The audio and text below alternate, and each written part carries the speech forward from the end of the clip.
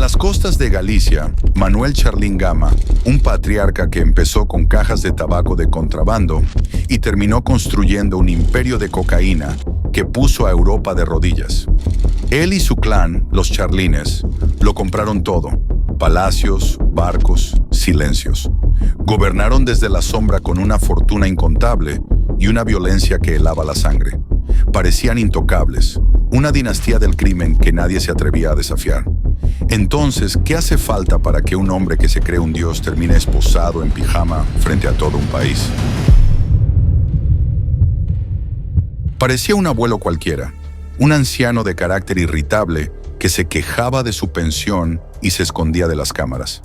Cualquiera podría haber compartido con él un plato de pulpo en una taberna gallega sin sospechar nada.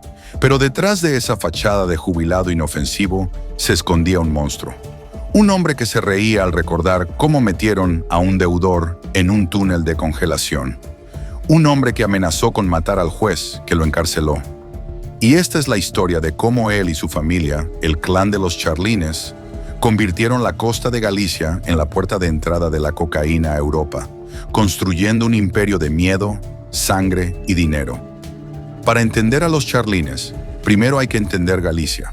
En los años 70 y 80, las Rías Baixas eran una tierra olvidada por el Estado, una costa abrupta y empobrecida con una larga tradición de contrabando. Aquí, el extraperlo no era un delito grave, era una forma de vida, una manera de sobrevivir. Manuel Charlín nació en este mundo. Empezó en el mercado negro de la posguerra, traficando con comida, penicilina y chatarra desde Portugal. Pero su visión iba más allá.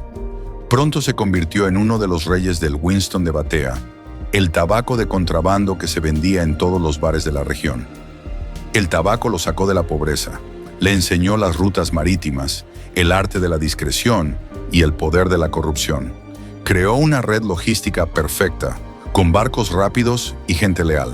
Sin saberlo, estaba construyendo la autopista para un negocio mucho más oscuro y rentable. El salto definitivo ocurrió en la cárcel. A principios de los años 80, Manuel Charlín cumplía condena por intentar matar a un empresario que le debía dinero del tabaco. La prisión no lo reformó, le dio un posgrado en crimen internacional. Allí conoció a miembros de los cárteles colombianos de la droga. Fue una alianza estratégica.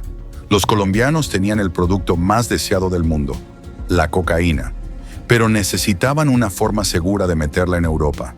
Charlín y los otros contrabandistas gallegos tenían la solución: una costa que conocían como la palma de su mano y una red que la policía no podía controlar.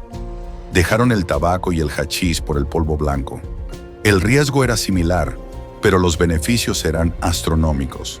Los Charlines no eran simples transportistas. Se convirtieron en socios indispensables de los cárteles de Medellín y Cali. Llegaron a controlar el 80% de toda la cocaína que entraba en el continente europeo. El imperio de Charlín se construyó sobre un pilar inquebrantable: la familia. Su clan funcionaba como una mafia siciliana en miniatura. Él era el patriarca absoluto, o Bello, el Viejo, un líder autoritario y violento. A su lado, su esposa, Josefa Pomares, era considerada el cerebro financiero, la mente que blanqueaba las ganancias millonarias. Sus 6 hijos, Adelaida, Josefa, Teresa, Manuel, Melchor y Óscar, y sus nietos tenían un rol en la organización, desde supervisar las descargas hasta gestionar las empresas tapadera, como la conservera Charpo, acrónimo de Charlín Pomares. Todo quedaba en casa. La lealtad era absoluta y el silencio, una ley de hierro. Esta estructura familiar los hizo increíblemente poderosos y casi imposibles de infiltrar. Con el dinero de la cocaína, los Charlines se convirtieron en los reyes de Galicia. Acumularon una fortuna valorada en más de 30 millones de euros. Compraron pasos, docenas de viviendas, fincas, coches de lujo y barcos. Su paso de Vista Real, una mansión señorial en Vilanova de Arousa, se convirtió en el símbolo de su poder y su impunidad. Operaban a la vista de todos, se sentían intocables, controlaban la región a través de una mezcla de favores y terror. Financiaban fiestas populares y equipos de fútbol, creando una red de gratitud y dependencia. Pero el que se salía de la línea pagaba un precio muy alto. La ley del silencio era sagrada, y la prueba más brutal de lo que ocurría si se rompía llegó en 1994. Manuel Baulo, jefe de un clan rival, decidió colaborar con la justicia y delatar a los charlines. La venganza fue inmediata y despiadada. Unos sicarios colombianos lo acribillaron a tiros en su propia casa, dejando a su mujer en una silla de ruedas. El mensaje era claro: la traición se paga con la vida. El contrabando de tabaco había sido tolerado. Era un delito sin víctimas aparentes, un desafío a un estado lejano. Pero la cocaína y la heroína lo cambiaron todo. La droga empezó a destruir a una generación entera de jóvenes gallegos. El SIDA y la sobredosis se convirtieron en una plaga. La llaman la generación perdida. Fue entonces cuando el miedo se convirtió en rabia. Un grupo de mujeres, madres que veían morir a sus hijos, decidieron hacer lo impensable. Se levantaron contra los narcos. Eran las madres contra la droga. Lideradas por la carismática Carmen Avendaño, salieron a la calle, se plantaron delante de las mansiones de los capos y gritaron sus nombres. Los llamaron asesinos. No tenían armas ni poder, solo su dolor y su coraje. Pero su rebelión cambió la historia. Le pusieron cara a las víctimas y le dieron a la sociedad y al Estado la legitimidad para declarar una guerra total. La madrugada del 12 de junio de 1990, el Estado por fin contraatacó. Un joven juez de la Audiencia Nacional, Baltasar Garzón, lanzó la Operación Nécora, la primera macrooperación contra las estructuras del narcotráfico gallego. Cientos de policías, traídos en secreto desde otras partes de España, cayeron sobre las Rías Baixas de noche, deteniendo a los grandes capos en sus pasos y mansiones. Manuel Charlín fue uno de los principales objetivos. Por primera vez, los narcos que se creían dioses sintieron el frío de unos grilletes. El mito de su invencibilidad se hizo añicos. El juicio de la Nécora fue un espectáculo mediático. Se basó en el testimonio de dos arrepentidos, dos narcos de bajo nivel que decidieron colaborar: Ricardo Portavales y Manuel Fernández Padín. Pero sus testimonios eran contradictorios y, años después, admitirían haber mentido o haber sido presionados. Esta fragilidad, sumada al poder de los abogados de los narcos, hizo que el juicio fuera un golpe a medias. Manuel Charlín, para sorpresa de todos, fue absuelto. Parecía que, una vez más, se había salido con la suya. Pero la guerra solo acababa de empezar. Aunque escapó de la Nécora, la presión policial y judicial ya no se detuvo. La justicia lo persiguió sin descanso. Y finalmente, en 1999, a la cuarta fue la vencida. Manuel Charlín fue condenado a 20 años de cárcel por organizar el transporte de 600 kilos de cocaína.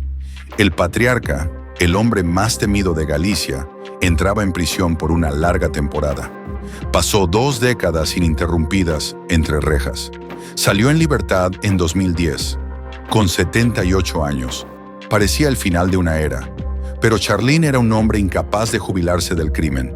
En 2018, con 85 años, fue detenido de nuevo, implicado en una operación para introducir 2,5 toneladas de cocaína. Fue su último y patético acto, el de un viejo rey adicto al poder que no sabía vivir de otra manera. El imperio de los charlines se desmoronó lentamente. La matriarca Josefa murió en 2012. El clan, sin su liderazgo férreo, se fragmentó. Los hijos y nietos siguieron desfilando por los juzgados, acumulando condenas y algunas absoluciones por falta de pruebas. Pero la organización centralizada y todopoderosa ya no existía. La misma estructura familiar que los hizo fuertes fue su debilidad. Sin el patriarca al mando, el cuerpo no pudo sobrevivir. Manuel Charlín murió el 31 de diciembre de 2021, a los 89 años. No murió en un tiroteo ni en una reyerta en la cárcel. Murió de la forma más banal posible, tras una caída en el portal de su casa. Un final silencioso y patético para una vida de ruido y furia. Hoy la sombra de los charlines se desvanece. Su legado es una cicatriz en la memoria de Galicia, una generación perdida y una comunidad que tuvo que levantarse para recuperar su futuro. Y en una última ironía del destino, el Pazo de Vista Real, su antiguo palacio de poder, Es hoy un parque público y un centro de formación. En sus viñedos, donde antes se planeaban alijos de muerte, ahora crece la uva para un vino premiado y legítimo. Es el símbolo definitivo de su derrota. La vida finalmente se abrió paso sobre las ruinas de su imperio. Gracias por llegar hasta el final. Detrás de cada video hay horas de investigación para traerte la historia completa. Si valoras ese esfuerzo, la mejor forma de apoyarnos es dejando un like y suscribiéndote al canal. Nos vemos en la próxima investigación.